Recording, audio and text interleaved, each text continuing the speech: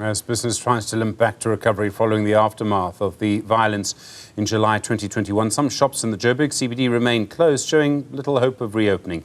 The widespread violence, which spread from KwaZulu-Natal to Gauteng, where violent riots erupted in Jeppestown, that's where we found our reporter Veronica Makhoali.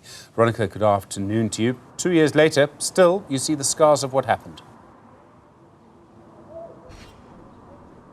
Absolutely, Stephen. In fact, we are here at Jules Street in downtown Johannesburg, in Jeppestown, in fact. And you'd remember that over the weekend, those riots spread through to Gauteng and saw looters pillaging shops in the inner Johannesburg CBD, including here in Jeppestown, where we saw shops being looted while people were hollowing out some of those spaza shops and also seeing stores being set alight. But what was really part of what was the destruction was seeing car dealerships here in Jeppestown, which triggered really the destruction that we saw in the next coming 8 days. Here was the destroying of car dealerships, and this is just one of those buildings essentially that was set alight during the destruction and the chaos over here. We know that residents essentially what they did is that they set the vehicles that were here as well as this dealership alive, and not just the only one, set alight rather,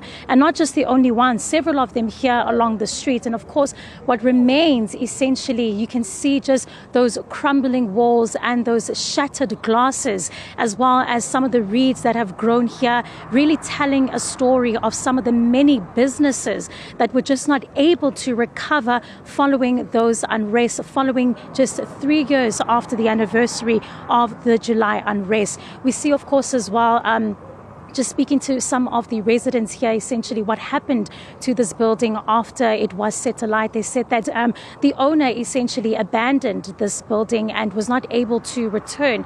We also are getting word that some people have been essentially squatting at the back, but it tells you just how devastating the impact of the July unrest was for the many people that really couldn't recover, for the many businesses that felt, essentially the strain of that rioting and that chaos that happened. But Jules Street is not only just the area where we saw some of the destruction happening. In fact, we know that this particular part is where we also had a lot of clashes between police and residents here.